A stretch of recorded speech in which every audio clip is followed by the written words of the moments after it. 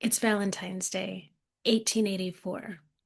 A 25-year-old man sat in a house in New York City and watched everything he loved disappear in a single day.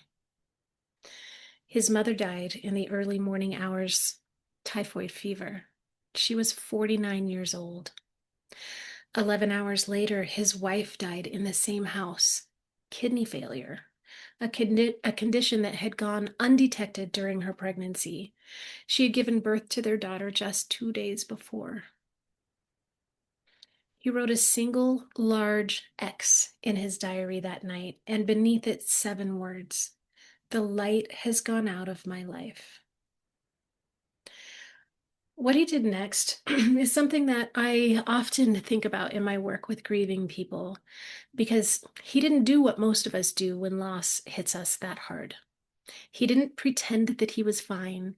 He didn't throw himself back into work to avoid feeling it. He didn't perform his grief for the people around him, thinking that he needed to be strong for people, right? None of that.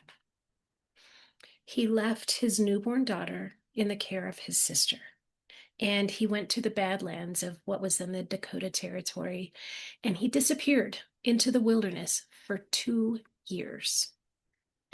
Now, before you think that this is a story about running away, I want to tell you what he actually did out there. He worked physically, brutally, intentionally. He rode horses until his body gave out. He hunted. He sat with silence. He let the land be bigger than his pain. He wasn't hiding from his grief. He was moving through it on purpose and at his own pace, in a way that his nervous system could actually process. He was respectful of the whole experience. When he came back, he was changed, right? Not despite the grief, but because of it.